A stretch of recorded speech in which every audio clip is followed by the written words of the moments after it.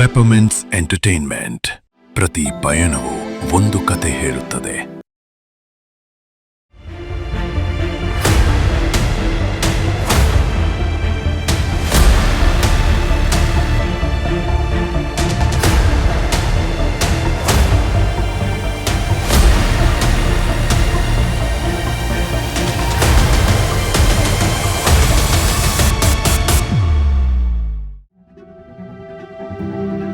ಒಂದು ಹೂವಿನ ಮೇಲೆ ಕುಳಿತಿರುವ ಈ ಪುಟ್ಟ ಜೀವಿ ನಮ್ಮ ಪ್ರಕೃತಿಯ ಸಮತೋಲನವನ್ನು ಕಾಪಾಡುವ ಮಹಾನ್ ರಕ್ಷಕ ಎಂದು ನಿಮಗೆ ಗೊತ್ತೇ?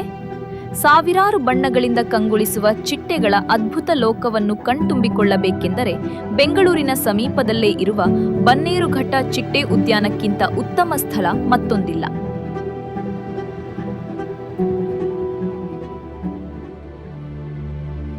ನಮಸ್ಕಾರ ಸ್ನೇಹಿತರೆ, ನಮ್ಮ ಚಾನೆಲ್ಗೆ ನಿಮ್ಮೆಲ್ಲರಿಗೂ ಆತ್ಮೀಯ ಸ್ವಾಗತ. ಇಂದಿನ ಡಾಕ್ಯುಮೆಂಟರಿಯಲ್ಲಿ ಭಾರತದ ಮೊದಲ ಚಿಟ್ಟೆ ಉದ್ಯಾನವಾದ ಬನ್ನೇರುಘಟ್ಟ ಬಟರ್ಫ್ಲೈ ಪಾರ್ಕ್ನ ಇತಿಹಾಸ, ವಿಶೇಷತೆ, ಹೇಗೆ ತಲುಪುವುದು, ಭೇಟಿಯ ಸಮಯ, ನೋಡಬೇಕಾದ ಪ್ರಮುಖ ಸ್ಥಳಗಳು ಹಾಗೂ ಕುತೂಹಲಕಾರಿ ಮಾಹಿತಿಯನ್ನು ಸಂಪೂರ್ಣವಾಗಿ ತಿಳಿದುಕೊಳ್ಳೋಣ.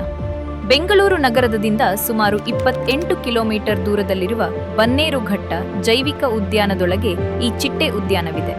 ಈ ಜೈವಿಕ ಉದ್ಯಾನವು 2002ರಲ್ಲಿ ಪ್ರತ್ಯೇಕ ಘಟಕವಾಗಿ ಅಭಿವೃದ್ಧಿಗೊಂಡಿದ್ದು ಮೃಗಾಲಯ, ಸಫಾರಿ, ರಕ್ಷಣಾ ಕೇಂದ್ರ ಮತ್ತು ಚಿಟ್ಟೆ ಉದ್ಯಾನವನ್ನು ಒಳಗೊಂಡಿದೆ.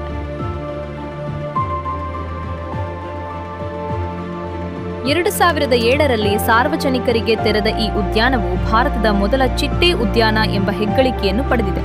ಸುಮಾರು 7.5 ಎಕರೆ ಪ್ರದೇಶದಲ್ಲಿ ನಿರ್ಮಿಸಲಾದ ಈ ಉದ್ಯಾನದಲ್ಲಿ ನೈಸರ್ಗಿಕ ವಾತಾವರಣವನ್ನು ಅನುಕರಿಸುವ ವಿಶೇಷ ಗಾಜಿನ ಡೋಮ್, ಜಲಪಾತ, ತೇವಾಂಶ ನಿಯಂತ್ರಣ ವ್ಯವಸ್ಥೆ ಹಾಗೂ ಚಿಟ್ಟೆಗಳ ಬೆಳವಣಿಗೆಗೆ ಅನುಕೂಲವಾದ ಸಸ್ಯಗಳನ್ನು ಬೆಳೆಸಲಾಗಿದೆ. ಇಲ್ಲಿ 48ಕ್ಕೂ ಹೆಚ್ಚು ಜಾತಿಯ ಚಿಟ್ಟೆಗಳು ಕಂಡುಬರುತ್ತವೆ. ಡೋಮ್ ಒಳಗೆ ಚಿಟ್ಟೆಗಳು ಸ್ವತಂತ್ರವಾಗಿ ಹಾರಾಡುತ್ತವೆ. ವಿವಿಧ ಹೂವುಗಳು, ಆಹಾರ ಸಸ್ಯಗಳು ಮತ್ತು ಆತಿಥೇಯ ಸಸ್ಯಗಳನ್ನು ಬೆಳೆಸಿರುವುದರಿಂದ ಚಿಟ್ಟೆಗಳ ಸಂಪೂರ್ಣ ಜೀವಚಕ್ರವನ್ನು ನೇರವಾಗಿ ನೋಡಬಹುದು.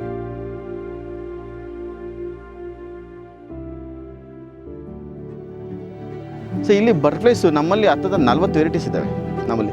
ಅದು ಸೀಸನ್ ವೈಸ್ ನಾವು ಬ್ರೀಡ್ ಮಾಡ್ತೀವಿ. ಸೊ ಈಗ ಪ್ರೆಸೆಂಟು 15 ವೆರೈಟೀಸ್ ನಾವು ಡುಮ್ಮಲ್ಲಿ ತೋರಿಸ್ತಾ ಇದ್ದೀವಿ.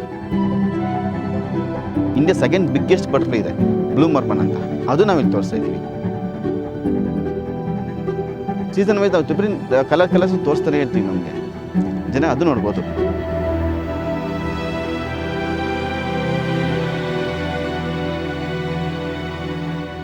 ಒಂದು ಚಿಟ್ಟೆಯ ಜೀವನ 4 ಹಂತಗಳನ್ನು ಹೊಂದಿದೆ: ಮೊಟ್ಟೆ, ಹುಳು, ಕೋಶ, ಚಿಟ್ಟೆ. ಈ 4 ಹಂತಗಳನ್ನು ಇಲ್ಲಿ ಶಿಕ್ಷಣಾತ್ಮಕವಾಗಿ ಪ್ರದರ್ಶಿಸಲಾಗುತ್ತದೆ. ಮಕ್ಕಳು ಹಾಗೂ ವಿದ್ಯಾರ್ಥಿಗಳಿಗೆ ಇದು ಜೀವಂತ ವಿಜ್ಞಾನ ಪಾಠದಂತಿದೆ. ಇಲ್ಲಿ ನೋಡಬಹುದಾದ ಪ್ರಮುಖ ಆಕರ್ಷಣೆಗಳು: butterfly conservatory, butterfly museum, audio visual ಕೇಂದ್ರ, ಸಂಶೋಧನಾ ಮತ್ತು ಸಂತಾನೋತ್ಪತ್ತಿ ಪ್ರಯೋಗಾಲಯ, ಇನ್ಸೆಕ್ಟೇರಿಯಂ, ನೈಸರ್ಗಿಕ ತೋಟಗಳು, ಫೋಟೋಗ್ರಫಿಗೆ ಸುಂದರ ಸ್ಥಳಗಳು. ಬೆಂಗಳೂರು ಕೆಂಪೇಗೌಡ ಬಸ್ ನಿಲ್ದಾಣದಿಂದ ನೇರವಾಗಿ ಸಂಖ್ಯೆ 365 ಕೆಆರ್ ಮಾರ್ಕೆಟ್ನಿಂದ ಸಂಖ್ಯೆ 366 ಸರಣಿಯ ಬಿಎಂಟಿಸಿ ಬಸ್ಗಳು ಬನ್ನೇರುಘಟ್ಟ ಕಡೆಗೆ ಲಭ್ಯವಿರುತ್ತವೆ. ಪ್ರಯಾಣದ ದೂರ ಸುಮಾರು 28 ಕಿಲೋಮೀಟರ್ ಆಗಿದ್ದು ಸಂಚಾರದ ಸಮಯ ಸುಮಾರು 60ರಿಂದ 90 ನಿಮಿಷಗಳು.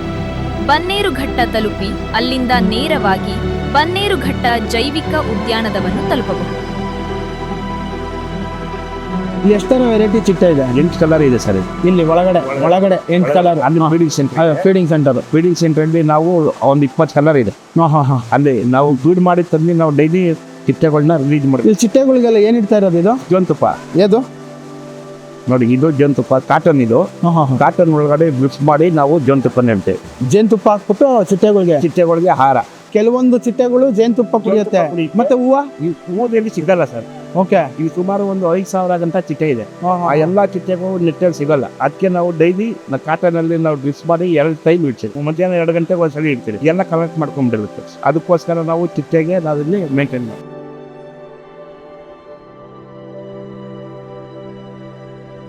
ಚಿಟ್ಟೆ ಮೊಟ್ಟೆ ಇಕ್ಕತ್ತೆ, ಆಮೇಲೆ ಮರಿ ಬರುತ್ತೆ, ಕ್ಯಾಟರ್ಪಿಲ್ಲರ್ ಆಗುತ್ತೆ, ಆಮೇಲೆ ಪ್ಯೂಪ್ ಆಗುತ್ತೆ, ಆಮೇಲೆ ಚಿಟ್ಟೆ ಆಗುತ್ತೆ.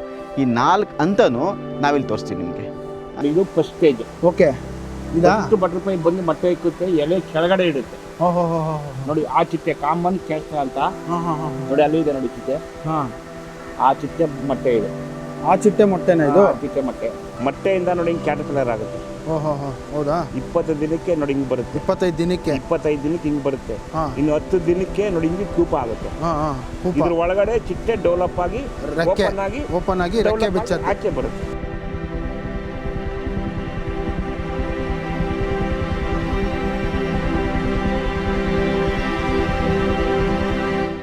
ನಮಗಿರೋದು 2 ಕಣ್ಣು, ಬಟ್ ಅದಕ್ಕೆ ಕಾಂಪೌಂಡ್ ಐಸ್, ಈ ಥರ ಐಸ್ ಇರ್ತದೆ, ಕಾಂಪೌಂಡ್ ಐಸ್ ಅಂತ. ಎಲ್ಲ ಕಡೆಯಿಂದ UV ರೇಸ್ ಕೂಡ ಅದು ಡಿಟೆಕ್ಟ್ ಮಾಡುತ್ತೆ.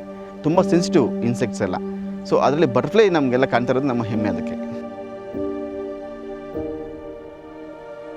ಚಿಟ್ಟೆಗೆ 6 ಕಾಲಿದೆ, 4 ರೆಕ್ಕೆ ಇದೆ. ರೆಕ್ಕೆಯಲ್ಲಿ ಏನಿದೆ ಅಂದರೆ ಅದನ್ನ ಸ್ಕೇಲ್ಸ್ ಅಂತ ಕರೀತಾರೆ. ನಮಗೆಲ್ಲ ಈಗ ಸೋಲಾರ್ ಪ್ಯಾನಲ್ ಅಂತ ಕರೀತಾರಲ್ಲ, ಈ ಸನ್ಲೈಟಿಂದ ಎನರ್ಜಿ ಹೆಂಗೆ ತೊಗೊತೀವೋ ಆ ವಿಂಗ್ಸಲ್ಲಿ ಕೂಡ ಸ್ಕೇಲ್ಸ್ ಅಂತ ಬರ್ತದೆ. ಅದು ವಿಂಗ್ಸ್ ಯಾವ ಓಪನ್ ಮಾಡಿ ಕೂತ್ಕೊಳ್ಳುತ್ತೆ. ಆ ಅರ್ಥ ಏನಂದರೆ ನಮ್ಮ ಚಿಟ್ಟೆ ಬೆಳಕಿಂದ ಬರೋ ರೇಸ್ನ ಅದು ಅಬ್ಸರ್ವ್ ಮಾಡ್ಕೊಳುತ್ತೆ. ನಾವು ಅದಕ್ಕೆ ಚಿಟ್ಟೆ ನೋಡಬೇಕಂದ್ರೆ ನೀವು ಬೆಳಿಗ್ಗೆ ಬಂದಾಗ ಚಿಟ್ಟೆ ಬಿಸಿಲು ಬಂದಾಗ ತುಂಬ ಆ್ಯಕ್ಟಿವ್ ಕಾಣುತ್ತೆ. ಸೊ 3 ಗಂಟೆ ಮೇಲೆ ಆ್ಯಕ್ಟಿವ್ ಸ್ವಲ್ಪ ಕಡಿಮೆ ಆಗುತ್ತೆ.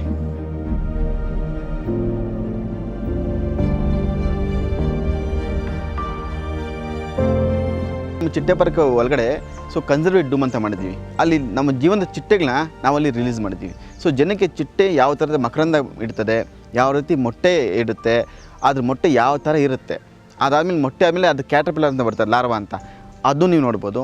ಆಮೇಲೆ ಪೀಪ ಅಂತ ಕೋಶ ಅಂತ ಇಕ್ಕಿದ್ವಿ, ಅದನ್ನ ಚಿಟ್ಟೆ ಬರೋದು ಕೂಡ ನೀವು ನೋಡ್ಬೋದು. ಜೀವನ ಚಕ್ರನ ನಾವು ಇನ್ನೂ ಕನ್ಸರ್ವೇಟ್ ಡೂಮಲ್ಲಿ ತೋರಿಸ್ತಾ ಇದ್ದೀವಿ. ಸೊ ಚಿಟ್ಟೆ ಯಾವ ರೀತಿ ಹಾರಾಡುತ್ತೆ ಅನ್ನೋ ಪ್ರತಿಯೊಂದನ್ನು ನೀವು ಅಬ್ಸರ್ವ್ ಮಾಡ್ಬೋದು. ಅದಾದಮೇಲೆ ನೆಕ್ಸ್ಟ್ ಸೆಕ್ಷನ್ ಮ್ಯೂಸಿಯಂ ಅಂತ ಮಾಡಿದ್ದೀವಿ. ಮ್ಯೂಸಿಯಮಲ್ಲಿ ಪೂರ್ತಿ ಇನ್ಫಾರ್ಮೇಷನ್ ಚಿಟ್ಟೆ ಬಗ್ಗೆ, ಚಿಟ್ಟೆ ಜೀವನ ಚಕ್ರದ ಬಗ್ಗೆ, ಜೀವನ ಯಾವ ಥರ ನಡೀತದೆ, ಅದು ಯಾವ ರೀತಿ ಸಕ್ಸಸ್ಫುಲ್ ಆಗಿದೆ, ಆ ಪ್ರತಿಯೊಂದು ಇನ್ಫಾರ್ಮೇಷನ್ ನಾವು ಅಲ್ಲಿ ಕೊಟ್ಟಿದ್ದೀವಿ. ನಂತರ ಆಡಿಯೋ ವಿಷನ್ ಸೆಕ್ಷನ್ ಅಂತಿದೆ TVಯಲ್ಲಿ. ಸೊ ಅದರಲ್ಲಿ ನಿಮಗೆ ಬಟರ್ಫ್ಲೈ ಪಾರ್ಕ್ ಬಗ್ಗೆ ನಾವು ವೀಡಿಯೋ ಮಾಡಿದ್ದೀವಿ. ಸೊ 20 ಮಿನಿಟ್ಸ್ ನೀವು ಪೂರ್ತಿ ಚಿಟ್ಟೆ ಅಲ್ಲಿ ನೋಡ್ಬೋದು. ಸೊ ಪ್ರತಿಯೊಂದು ನಿಮಗೆ ಚಿಟ್ಟೆ ಪಾರ್ಕಲ್ಲಿ ಸಿಗುತ್ತೆ.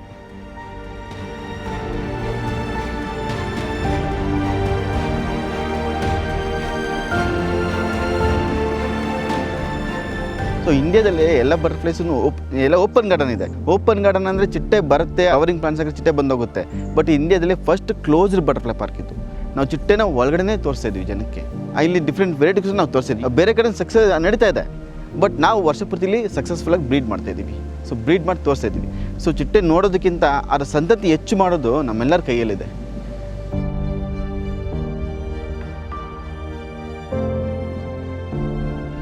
ಸೊ ಚಿಟ್ಟೆ ಆಯುಸ್ ಕೂಡ ನಾವೇನ್ಕೊಂತೀವಿ, ಹುಲಿ ನೋಡ್ತೀವಿ ಒಂದು 10 ವರ್ಷ 12-15 ವರ್ಷ ಇತ್ತು ಅನ್ಬೋದು. ಬಟ್ ಚಿಟ್ಟೆ ಆಯುಸ್ಸು ತುಂಬ ಕಡಿಮೆ. ಅದು ಇವತ್ತು ಮೊಟ್ಟೆ ಇತ್ತು ಅಂದರೆ ಚಿಟ್ಟೆ ಹಾಕಿ 1 ತಿಂಗಳಿಗೆ ಚಿಟ್ಟೆ ಆಗುತ್ತೆ. ಬಟ್ ಚಿಟ್ಟೆ ಆದಮೇಲೆ ಬದುಕೋದು ಕೇವಲ 15 ದಿನ, 20 ದಿನ ಅದರ ಆಯುಸ್ಸು.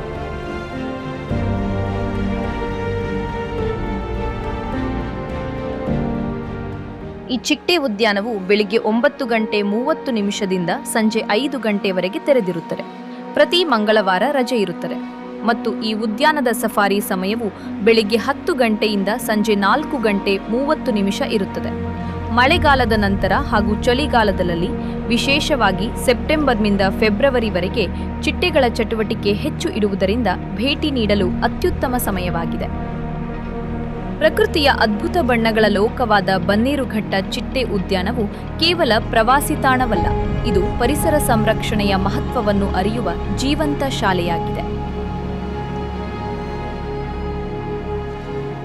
ಮುಂದಿನ ಭಾಗದಲ್ಲಿ ಚಿಟ್ಟೆ ಮ್ಯೂಸಿಯಂ, ಅಪರೂಪದ ಚಿಟ್ಟೆಗಳ ಜಾತಿಗಳು, ಸಂಶೋಧನಾ ಕೇಂದ್ರ, ಟಿಕೆಟ್ ಮಾಹಿತಿ, ಸಫಾರಿ ಮತ್ತು ಇನ್ನೂ ಅನೇಕ ಕುತೂಹಲಕಾರಿ ವಿಷಯಗಳನ್ನು ವಿವರವಾಗಿ ನೋಡೋಣ.